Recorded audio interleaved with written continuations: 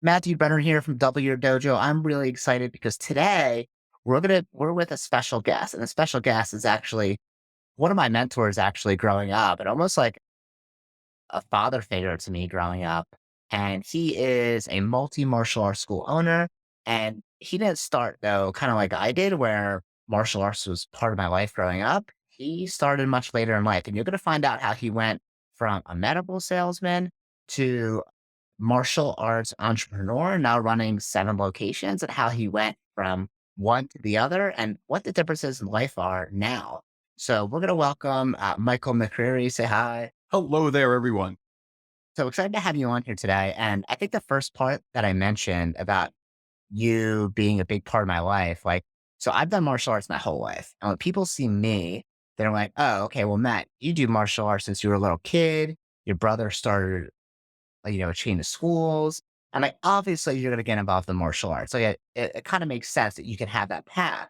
But for you, you didn't have, you weren't doing martial arts when you were a little kid. You had a totally different story. So tell us like a little bit about your background or how you ended up here. So the story starts with we started our daughter. I have two children at the time, 6 and 3. We wanted our children to do things from the beginning and kind of set them up for success, learn how not to quit. So we set up our daughter in dance at 3. And when our son turned 3, we're like, oh, there's a new martial arts school. Let's call over there. That'd be a great thing for him to start and finish. And walked into the dojo and honestly sat there and watched him in class, mostly hiding behind a book I was reading because I was so aggravated by how he was acting. Like he just wasn't appropriate behavior in my mind. I didn't teach children. I don't know. And eventually my instructor, the person who was to become my instructor, came over and said, why don't you watch your child in class? And I said, do you not see him? Do you see what he's doing? And he said to me, and this is probably the first bit of wisdom he ever shared with me, stop staring at your child and look at all the other kids. And when I did that, I realized he was really just acting like a 3-year-old. But the thing that overly impressed me was that somehow this person had a class of 18 to 23 to 5-year-olds. And for the most part, they were listening to her. Like we couldn't get 2 kids to listen to us, my wife and I. And that's really what got us involved in the martial arts. We were just trying to figure out desperately how to be better parents. We just, we read all the books. We tried to do everything right. But there's this person teaching karate doing a way better job of controlling 18 kids when we were struggling controlling 2. And that was really my fascination to start with. Most people talk about, the fighting of it, the martial arts, and they're in love with that. I don't care about fighting at all. Matter of fact, I'm the biggest pacifist there is. What I care about is the way martial arts changes people's lives. That's really what drew me in and what got me involved. So initially it's my son.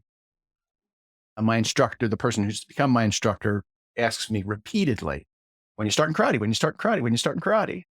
And I say to him over and over again, I'm too busy. I'm too busy. I'm too busy. You don't understand. I have 2 kids. I have a full-time job. I don't have time for this. And eventually when I acquiesced and gave it, I was like, all right, listen, I'll do it.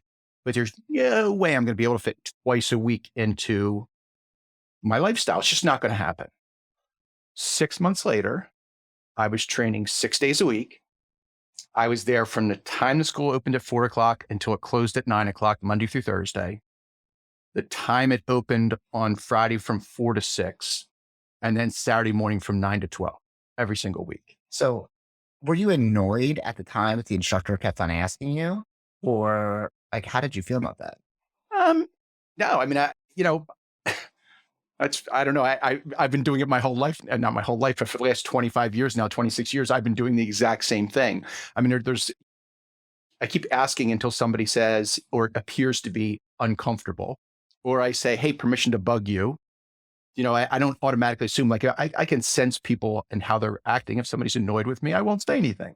But, for the most part, I try to always engage in a fun conversation with people, anybody that I'm talking to. And that gives you that opening to constantly ask, but you can always ask permission. Mm. I think that's a great tool if you're uncomfortable about walking up to a parent saying, hey, permission to ask you a question. Yeah. Okay, cool. So that's how you open it. So you don't feel like you're putting pressure on them. Correct. Okay. I'm also not embarrassed to say, hey, please tell me to go away if I'm bothering you. Any of those things. Mm. So at the time, did you have a job or you're just like free to go do Full-time job, probably worked about 60, 65 hours a week. As I said, 2 young children. Here's what happened. So going back to the story about being there every day, 6 months in, I started working in their leadership program, not working, but volunteering in their leadership program to develop my own leadership skills. And the first time I high-fived a child in class, like I knew I was making a difference. And that's what I didn't have for the last 10 years. Like I didn't feel like I was making a difference in my job. And I was desperately trying to get out of the field I was in, but I made good money. I had a mortgage to pay. I had a family to take care of. And I couldn't just leave on a whim. I had to leave for the right situation. Did you want to leave or like, what do you I think wanted to you leave thinking? desperately for 10 years. I hated the job. What did you hate about it? I wasn't making a difference. Like, and I'm a weird person. For people who don't know me, I'm a very empathetic, sympathetic person. So, and mostly who I dealt with was pain modalities and pain management for people. And I knew I had products that could help people, but their insurance wouldn't allow it. Mm. So I'm meeting these people that I know I can make a difference in their life and I can't. And that's trouble for me. Like I have a real difficult time knowing I can help somebody, but I'm not allowed to do it. Mm. So, I was looking for years trying to find something, but like I said, I made a good living, had to take care of my responsibilities. And then this opportunity came up. So I just kind of changed the way I did my life. I left for work earlier in the morning so I could be home or not home at the karate school at 4 o'clock. I would literally leave my house at 7, go right to the karate school. As my day ended, my wife would meet us there. My son would meet us there with our 2 kids. She'd bring me dinner in a Tupperware container. I'd eat dinner in between classes and I'd stay there till 9 o'clock because I had decided that this was my mission. Like I needed to do this. I could make a difference. I think I could be good at it, at the teaching part. And if I was going to do it, I needed to dedicate 100% of my time to figure out how to do this right.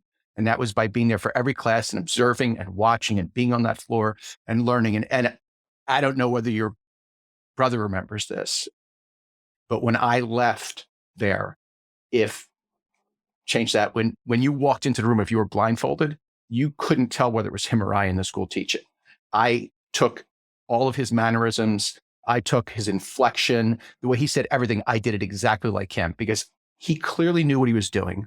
And I think, listen, if I'm trying to be great at something, then I'm going to do it exactly like that person until I get it internalized, and then I can personalize it later. But until then, I need to do it exactly like that person does it.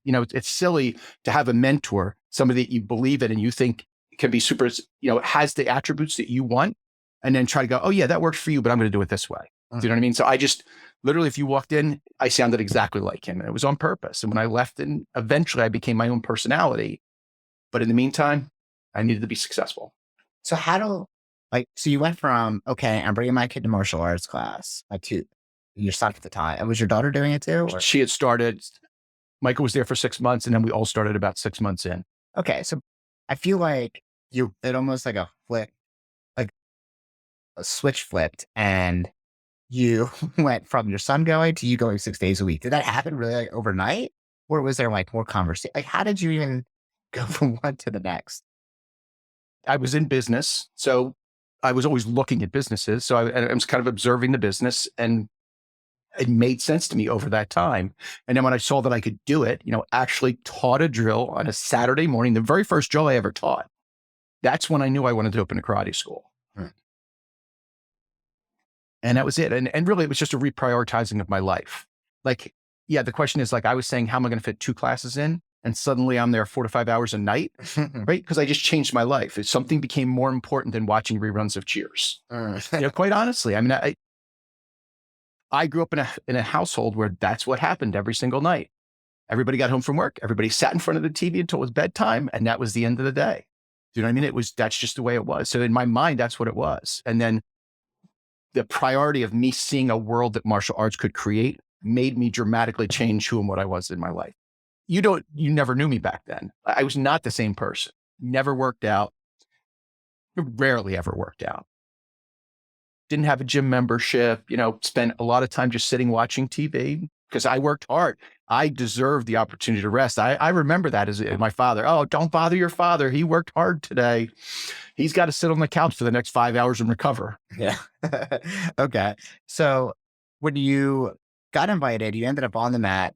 And I think what's important to recognize is a lot of people, especially martial arts school owners, a lot of times they end up doing it themselves, right? They run a school, they do it all themselves. They think, no one else is going to want to have this job because they work in a professional setting, either desk job or sales job or something, and they kind of count them out on their own, right? And for us, like, one of our biggest strengths, I think, as an organization is our willingness to just simply ask people and if this is something they could see themselves doing, right? And first compliment them, tell them something that they did is great. Like, hey, I love like your personality. I think you're so great with kids.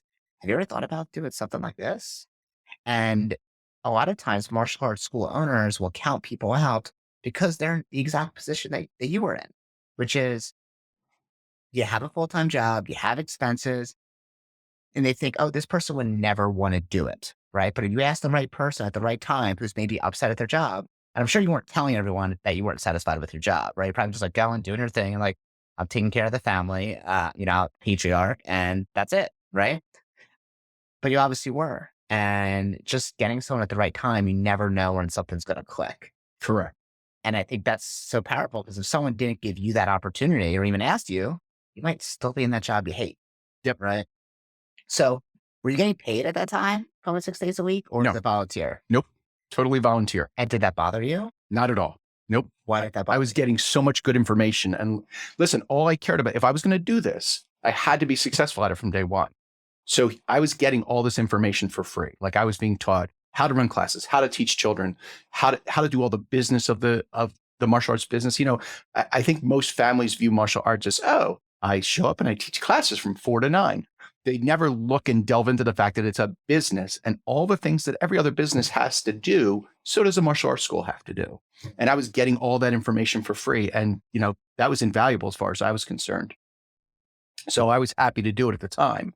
The mindset then was one school. That's what you can do. Now, maybe you can produce somebody and they might open another school. But then I found myself in an interesting position. I guess it was about 4 years after we opened the first school, is I had these two people that were my students that wanted to open a school, but didn't have the financial wherewithal. So I was like, these guys are really good. They want to do it. Okay, I'll open a school for them. And, they can work for me. And that's how we stumbled upon our second location. And then we struggled for a little while trying to figure out how to do it right and how to grow more. And I think our big mistake was we kept looking for that person that was available instead of the person that was really good. So, it was like, who's going to be able to do this? Well, they're only making $8 an hour. So that person we can afford to pay. The reality of it was we needed to find people that were worthy, that had a skill set and were hungry, humble, and smart. We talk about all the time. And when we changed that mindset and started to get involved with people like that, a higher level of learning, I think it changed everything. So to give you a feel, the last 2 locations I opened up, the 5th location is this gentleman left his job as a professor at a major university. He ran the master's program for family and child psychology and counseling at a major university. His wife is the same type of doctor. And they left that job because martial arts is a way better job for them. The 6th location is a gentleman used to be the vice president for Michael's stores. These are high level people because what we do is important. And it changes the world and the community. Like you want to bring those people in to make a difference. So I think what you said is important because a lot of times we almost like depend on only the teenagers are going to want to do it because we can afford them, right? Yep. Or people who don't have a job, right? But if you sell not the salary, but you sell the benefits that come with a position, right? You sell the why it's important. You sell the impact, and the salary is almost secondary, right? And now they can make a great career in martial arts, right? And I think that's something that really comes later. But if you sell someone on the idea first and the impact first, you find a way to make the salary work, right? And that's how you get really, really great people. But the other thing, if I can throw something in there, I was always hiring people that I didn't need. And the school always seemed to grow to match it. So, Jess Bennett, I opened my 4th school with her. She is a student with me since she was 6 years old. She has had, I'm not kidding you. She earned her junior black belt. And I told her once she earned her junior black belt, she could start doing leadership. She literally walked in 9 years old, walked in, walked right up to me and looked at me and said, "What am I teaching today, Mr. McCreery?" This little 9-year-old, it's like, okay. So, we let her start teaching. And I always saw the skill in her. She decided she wanted to be a school teacher. So she went to college, elementary education. And the whole time she was there, every time she came back, I hired her and all summer long. And I told her, listen, when you come to your senses, you're going to realize you shouldn't teach in an elementary school. You should run a martial arts school. And for 4 years, I kept paying her and drumming that into her ear. And when she graduated, she said, "You're right. I should open a martial arts school." That was a lot of time and money invested, but I was in it for the long haul. And that's the way I kind of look at it, with everybody. It's constantly just asking. Funny, going back and sharing the story of, how much do you ask? So the people that are running the sixth school that I'm partnered with, I started bugging the wife to start training 7 years ago. 7 or 8 years ago. The husband trains, the two children train. It's not my thing, Mr. McCreary. It's not my thing. Not going to do it. Not my thing. Not going to do it. Not my thing. Not going to do it. 4 years later, she starts training after she said she would never, ever train in karate ever in her life. And today she's running a school. But that's because between myself and Miss Danielle and Mr. M constantly asking over and over and over again, "Hey, you should do this. You should do this." I had it in her husband's ear and he was thinking about it. And that was the tipping point. But it's because we just kept asking. So I think what's interesting you said too is that you have kind of different legs under your multi-business operation. You have some people who you've been training since little kids and you've kind of like, groomed them to be this martial arts instructor that could impact a lot of people, which is so cool. But it's not just those. Like those are the people that we want. Those are like the people that are like the long play. But there's other people usually that are great candidates, like the guy who is a professor at a university or other professionals that other professionals that you've recruited to run schools that they weren't with you forever and love martial arts per se. I mean, maybe you got them to like martial arts just by asking, but they weren't martial arts people like the girl, right? So I think a lot of times as martial arts school owners, they depend on that one person. The student, he's 9 now, but when he's 18, he's going to be great. But the problem is, like, if you just rely just on that, people go to college, they get a boyfriend or girlfriend that says, "Hey, like, come with me to this other place," or "That's dumb. You should do something else." And you never know what's going to happen. So you always have to have like these other legs on your table and specifically have like functional adults who can run a school and that can support the teenagers. And when the teenagers are ready, when they've had enough life experience to be mature in that area, and then they can come on board. Right. I think our jobs, at least in my mind, is just to be vision casters, but vision casters at every level. I think too many martial arts schools limit themselves to they're the vision caster of that one or two top martial artists. Somebody's really good. Listen, I'm an average martial artist. I'm okay. I'm not trying to put myself down. I've never been an overly athletic person, but I'm passionate about what I do. That's kind of the important thing. But so I need to vision cast for every level. And that starts with the 4-year-old, telling the 4-year-old's parents, "See that 6-year-old? Your kid can be that." And for the 6-year-old, I tell the parents and I tell the child as well, "Do you see Mr. John who's helping out in class?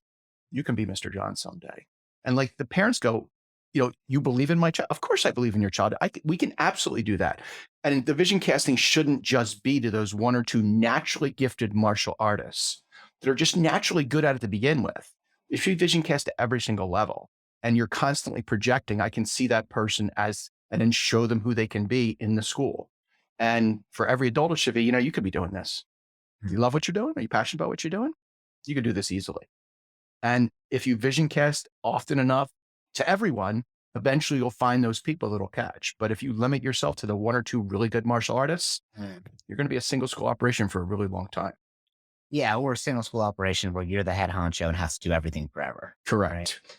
And what's cool about that is you're not just doing it consistently all the time, but not like when you're desperate and need it. You're doing it always, right? It's not like, "Oh, I had someone leave for college. Now I need to find someone." It's like, no, like I'll hire someone to invest, even if like it doesn't make sense business wise, just to have them there. But it does make sense long term business wise. People get, I think, short short sighted, right? And you obviously have that long term vision, which is why you're at where you are right now, right? Yeah, there's a lot of people in my organization that I brought in when I didn't necessarily, it didn't fit the financial model for how payroll was structured.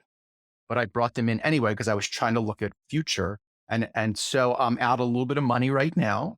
I'm paying more than what I would normally pay in payroll, 7 schools now. Do you know what I mean? Like if I didn't do that, I don't think I would. It was constant. And then the other thing was every time I added somebody, it always seemed like the level of service I could provide it went up. So my sales always seemed to go up as well. Having Miss Jess there, having, so there's 2 or 3 other people I've had, and we have a full-time employee at the main location right now who's really not part of payroll, like really shouldn't be there, but they allow us to provide a level of service that most schools can't. Mm. And where do you see yourself going from here? 'Cause what do you feel like? What's next? Just listen, you don't need 7 schools. Probably fine with 4 or 5, right? Have a, from what I could tell, have a good enough lifestyle where you get to go places you want to go to and travel where you want. I think you were just in Alaska, right? Got to hang out with some grizzly bears and stuff like that. That was awesome, by the way. Yeah, yeah. And the pictures are really cool. And I think most martial arts schools, especially owners operators, like they get stuck and would either A, don't go on vacation because they don't have the staff to cover it, or B, they have to close when they're away. And then when people get out of routine, then some people are going to quit later, right? So I guess for you, like, what do you see as next? Well, number one, I can't see myself as retiring. Like I need to work. I need to keep busy. Like if I have to spend a day on the couch, I'm okay. But by the second day, I'm in a lot of trouble. The description I always use is it's my wife and I. My wife is it's a small world, and I'm rock and roller coaster. Mhm. Like she's perfectly content sitting watching Chip and Joanna Gaines on the HGTV network, whatever it is, destroying houses and cooking things, and she loves that. Shoot me. I couldn't stand that. I need to be busy. I need to be, and I can only golf so much. I can only go to so many concerts. I can only travel so much. I need to work. So I don't see myself ever retiring. That's the first part of it. The second part of it is martial arts truly changed my life. Like when I try to imagine myself in the trajectory I was in, working that job for the last 10 years and not loving it, I'm not sure the person I'd be today. I don't think I would have evolved into this person that's surrounded by positive thinkers that for the most part I can, before it would be 25, 30 years ago, be a meltdown about something bad that happened. Now it's just an automatic, okay, how do I fix this? How do I repair this? What do I need to do to take the next step to get closer to a solution? I don't get caught up in anything. It's okay. How do I move forward? How do I fix it? Martial arts gave me that. It gave me this amazing lifestyle that, both my children work full time in the business. I love that. I love being with both my kids, my adult children every day. My grandson was there this morning before I left to come here. So I got to spend time with my son, my daughter, and my grandson at work. I mean, that's like the greatest lifestyle in the world as far as I'm concerned. So I'm guessing I'm around until I start drooling so much that they put me in a home somewhere. Until then, I just want to keep doing it. It's changing people's lives. That's what I want. I want to help people and change people's lives. To me, that's the biggest vision of what karate does. And if, I think you're missing out if you don't see that vision. Mm. And I kind of feel the same way about myself. Like, I don't, maybe ask me 30 years from now, maybe I'll feel differently. But I also feel the same way that I don't want to just like sit on the beach and drink a Mai Tai. I could do that for a week. It's cool. It's fun. But after that it gets boring. And I think people have 2 different visions in terms, idyllic versions of what they think the best life is. One is like retiring and sitting on the beach forever and staring at the sunset and like reading. And the other one is like, oh, I want to be able to work from anywhere, work on a beach. Right. That's like another thing, especially young people. They always say that they want to be mobile. And it's like both those things sound horrible, like realistically. Like they sound nice when you say it, but if you think about it, like first of all, have you ever tried to do work on the beach with a computer? You can't see the screen, you're sweating on the keyboard. The whole time you just want to do what beach stuff, not computer stuff. It's not fun. I've done work on the beach before because I thought it was cool, and it is terrible. It's not a good work experience at all. It's a whole different lifestyle. To that, like I do travel a lot. And sometimes it's just in the wintertime, just getting down to somewhere in West Palm Beach or something like that for a week just to get away from the cold. And I will work the whole time I'm there, but it's a different mindset. Like I do my work for the first hour in the morning. I take care of the things I have to take care of. And then I go and do vacation stuff. It's not the same thing. And I would have to truly change my mindset in order to be able to do that because I think I'd fall back into the same routine. Well, if I have to do my honest 8 to 10 hours worth of work a day, then I'm not in vacation mode. I'm not in beach mode. I'm not going to be doing those things. So to that point, I think I agree with you. I can do it for an hour and then sneak in another hour in the afternoon, but then I want to be on vacation and enjoy. Yeah, I think part of that too is obviously you love your job, right? If you hated your job and you're still doing something you hate, then of course Correct. I'll do anything to get away from that, to avoid pain, Yep. right? When you love what you do, it's easy to do when you're on vacation. Yeah, we vacation with people all the time, or even like when I'm going on vacation, leave your computer at home. People tell me, don't do that. I was like, listen, I don't care. It doesn't bother me to do a little bit of work when I'm on vacation. I love what I do. Don't really care. Happy to do it. Mm. So how do you, like, how do they usually respond to that? Because for them, maybe they don't like their job and they're trying to get away from it. Right. And that's the part they don't understand. Once people know me for an extended period of time, they realize, it doesn't faze me at all. Just say, listen, I love what I do. Doesn't bother me. I'm good. I can get up an hour early and take care of it. It's all good. So what advice would you give someone who's a martial arts school owner? Maybe they've had their school for 2 years, maybe 10 years, and they've had people come and be instructors, but none of them ever really turned out the way they wanted. And they want to have the freedom to go to Alaska or go to West Palm Beach or just not be tied down to their school where they've created not only their own job and almost their own mini prison, whereas like they can't escape that. So what would you say to someone like that who wants to be able to have other people take over it that are reliable or scale to more locations? So the first thing is I think you have to embrace the servant mindset. I think in martial arts, and for me too, like I have a pretty big ego. I try to constantly temper it and keep it in check because it's hard to have a servant mentality when you have a large ego. So I constantly have to kind of check that. But I think that's embracing that. I'm here to serve. And it's my job, no matter what you put in front of me, if I can see it in you, the genius in you to open a school and to run a school, it's my job to help move things out of your way and all those obstacles. And no matter what you say, I can't let my ego interfere with that. Even if it's insulting to me, that's okay. I can get by that. How do I figure out and get you to the next step and get that obstacle out of your way that's causing the problems? And I think too many people get caught up in the ego of it. Who do you think you're talking to? I'm the one running the school here. And this is crazy. I'm done with you. Yeah, I'm not done with you. I'm going to keep working and keep trying to figure out how to get you to get to a slightly better level. No matter how much you insult me, no matter how many things you say, I don't care. If I see it in you, I just want to keep trying to figure out. So keep your ego in check. Okay, so let's say you decide you have someone who's great and you ask them, they want to get involved, they're a volunteer a couple days a week. How do you get them to that next step? Like, what do you actually do practically to get them either to be an employee or full-time person or to open up another school? Like, what does that process look like? First thing is, if the vision's cast and that's all done, then the next thing is, okay, what do we need to do to get you there? So where are you at right now financially? What do you need in order to survive so that we can get you to that experience? And I think a lot of people get caught up in the discomfort of asking people about money. Money's always a tricky subject for people, and putting somebody on the spot and asking them what they make. Some people think you're rude if you do something like that. I'm just trying to get practical information so I can figure out how to help this person. That's all I'm trying to do. And I'll say, hey, listen, I apologize. This may come across as rude. I'm not intending that, but we need to talk about money. Like, what are you making now? Where are you at? What can you survive on? So I figure out how to make this work for them. But honestly, if they make something in the realm that makes sense, then I'm going to sacrifice for a period of time and make less money, because you have to look at the bigger picture. It's not that I lost 50,000 this year because I carried that salary.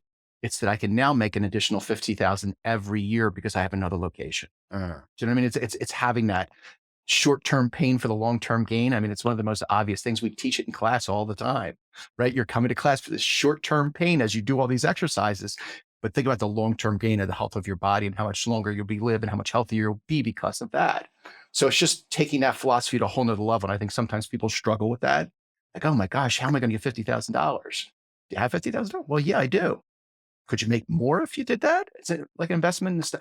For me, everything was an investment in the martial arts. Like for the last 25 years, all I've done is invest in the martial arts, my money, everything. And it just pays off every time. Mm.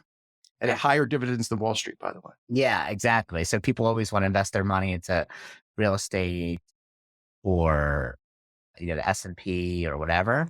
And yes, you can make good money on that, but there's no better investment than three things. I always feel.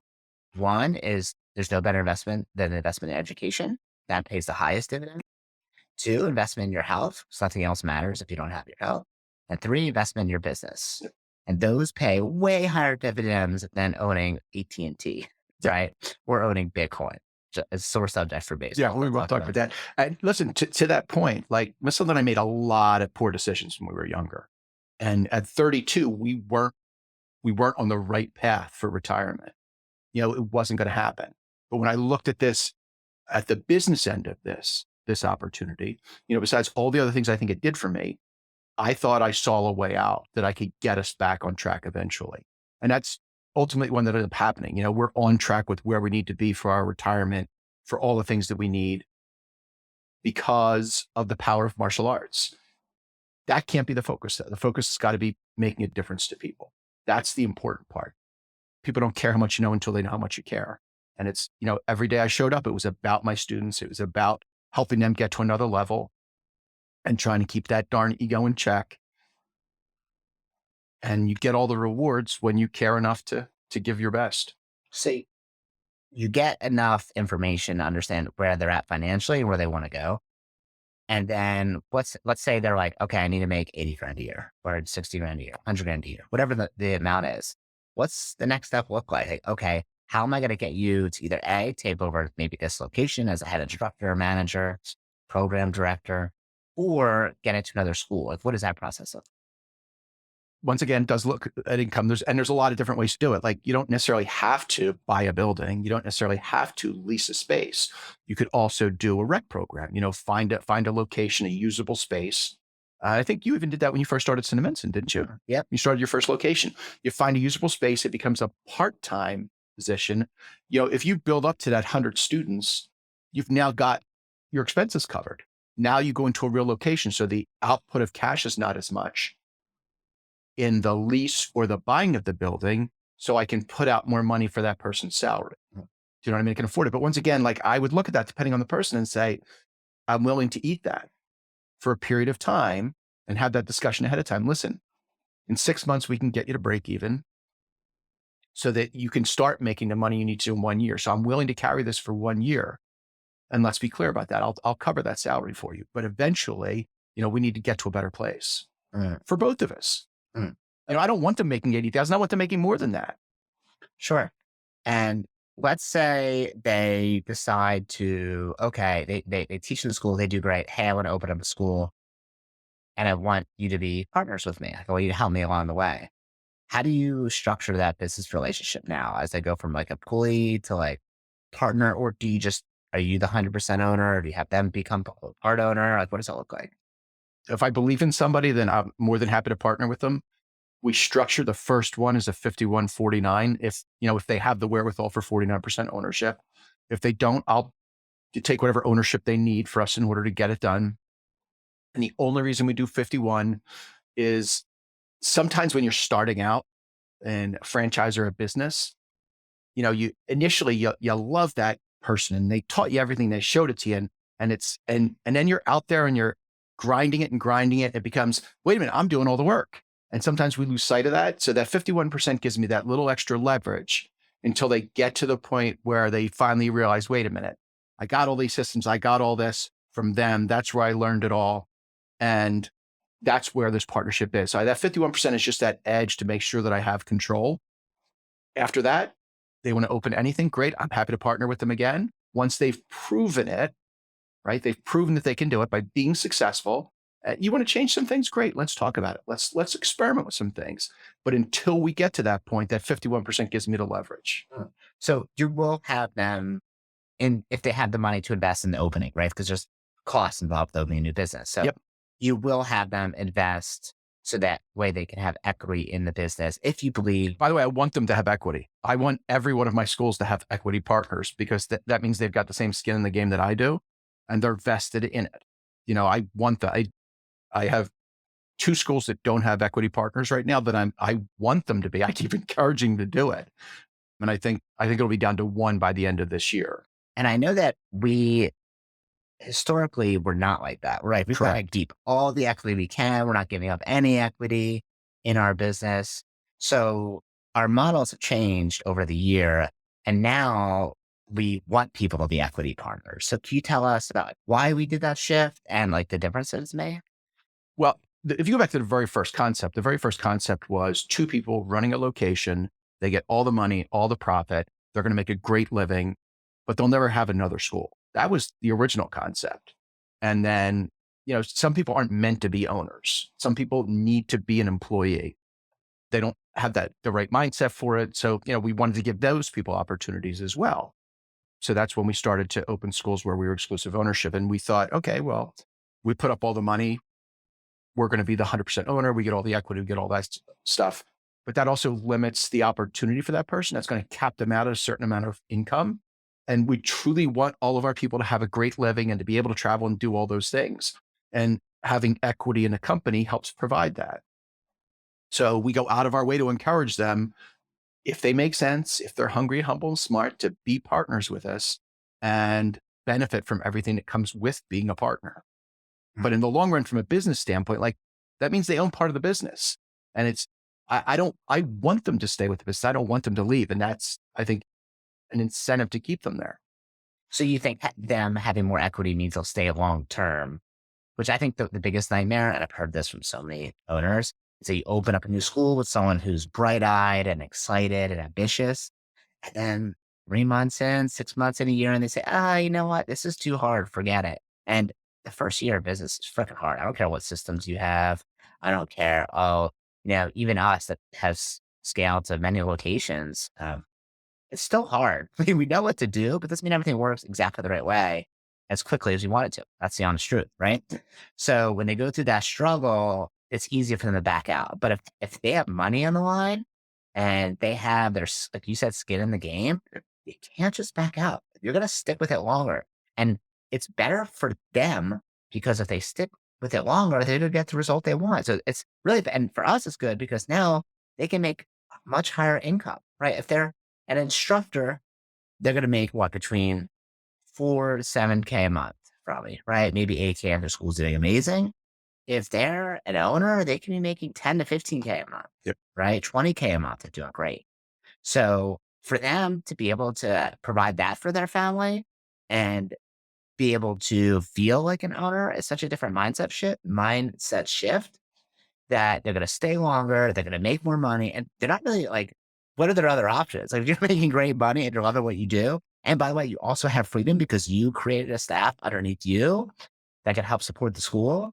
That's like the dream lifestyle. That's what everyone wants, right? So before we hang up over here, and my final thought is what I want to know from you, because I know you're a big music guy, Okay. right? So what I want to know from you is if you could tour with one musician and you're not going to do martial arts ever again, you're done. Okay. But you could tour with one musician across the country. Who would you choose? All right, wait a minute. So am I playing with them or am I just following them and watching them? No, you're playing with them. I'm in the band. Okay, Yeah, got you're it. in the band. You're rocking out. But well, my obvious answer. My obvious answer, of course, is Bruce Springsteen. Bruce Springsteen. Okay. However, I'm passionate about music on all levels: jazz, classical, rock, current day stuff. The Killers, love that. But so I could easily tour with Styx, REO Speedwagon. I mean, Foreigner. Oh my gosh! Like I'm just so passionate about music and my love for it, and you know that. Definitely my dream, drop dead. I got to hang out with Springsteen and the boys. Springsteen. Cool. No Cool. doubt. But the Killers would be awesome too. I love the Killers. They're It's great. going to be good. Yep. And if you weren't doing martial arts and you weren't, let's say, doing that sales job, well, what do you think you'd be doing? I don't know. I think I would probably fall back to, I think the martial arts really taught me how to change my life. And I don't know that I'm guessing if your brother was sitting here, he would argue it with me and say, That's not who you are, Mr. McCreery. I know who you are. But really, legitimately, the person I was before martial arts to today is night and day. Like I just embrace learning. I embrace, learning every single day as much as I can and just, taking care of my body and doing it. Didn't embrace those for 34 years of my life, 32 years of my life. Sorry. Because I didn't start martial arts until I was 32. I'm afraid I'd be in that same dead end job if I didn't have a big thing come into my life and show me a better vision, which is why I keep trying to paint a vision for everybody else, because I got to see that vision for myself of what it could be. And I had a group of people surround me that helped me get there. And I bet they did a lot of things that I talked about in here. They kept trying to take things out of my way. I'm sure I put lots of obstacles in my way on the way to this journey. And I had great people surrounding me that kept guiding me and kept putting me back on course and putting me back on course. So what's your vision now for your family as they get to grow into the careers in martial arts? Your daughter and your son, both work full time in martial arts. So what do you want for them out of this? Well, for Mr. M, eventually, Son. Mr. M, right, Michael, my son, eventually, he needs to kind of take over hopefully what we've built. That's my mindset. And that's what he and I talk about. We create that vision of, raising himself up, because at some point, dad's going to slow down a little bit. Not that I'm going to disappear entirely. At least I hope not, but I'm going to slow down a little bit. Only if Springsteen comes knocking. Oh, wow. Right. Listen, if Bruce comes knocking, I forget everything. What's this karate thing? See you, grandkids. Bye. Yeah. Danielle's a different story altogether. My daughter, she is such a loving, passionate person. Like her family is so important to her, and making sure she's there for her children. She, 4-year-old grandson, Jackson, she's pregnant with our second grandchild, Wes Hopkins, for you Eagles fans, will be his name. I have a name. I didn't know. You already have a name. Yep, Wes Hopkins. So she is not as on the locked in for life path as Michael is. I think she needs to get through those. It's so important for her family, and her children. And I think she needs to get those kids into teenage years before, hopefully I can create that vision, and hopefully it's something she wants, that, she becomes the overseer of all the enrollment directors within our system. That would be my vision for her. But, it's got to be something she wants too. She's passionate about helping people. My children are both very much like me, and they're very empathetic, very sympathetic, very caring about people. So I feel like it fits. I hope we can build it and get it there, and we'll see what happens. Either way, listen, I think I've created something for my children and my grandchildren that long after I'm gone can carry for them. And I feel like if I keep doing it for the next 15 or 20 years, I can really ensure that hopefully there's some sort of generational wealth involved, so that they can do the things they want to do because they have the means and opportunity. Like the first thing we did for Jackson when he was born was open up a 529, I think it is, investment account for him. And I said to my wife over and over again, don't buy those stupid little gifts. That's a throwaway car. Who cares? Let's keep putting money away for him, so that, he can decide to go to college wherever he wants to, or he can invest it in opening a business, if that makes sense. It only takes one person to completely change a family tree, that trajectory for generations. So it seems like you've done that for your family, giving them just opportunity. That would have to go back to my parents then, because if you look at everyone in my family, like we're all, I think, incredibly successful in different ways. So my oldest brother went to work for Sandmeyer Steel Company when he was 18. He's 64 and he still works there, but he does very well for himself. He's got a beautiful, nice house. He's got a great retirement account. So he was more the blue collar way. My next brother is vice president for a huge accounting firm, super, super successful, married to an attorney. So I think we've all been able to create success in our lives. And I think that goes back to the world we grew up in and my parents, that mindset of working for everything you get and all that fun stuff. Awesome. Well, thank you so much for sharing today and being so open and honest. And hopefully you can inspire some other martial arts school owners who, maybe they're not young fried chickens that are trying to build a legacy, but you can still keep growing. You haven't slowed down at all. In fact, I think you just keep speeding up. And yeah, thank you so much for being here, and you're awesome. My pleasure, sir. Thank you very much.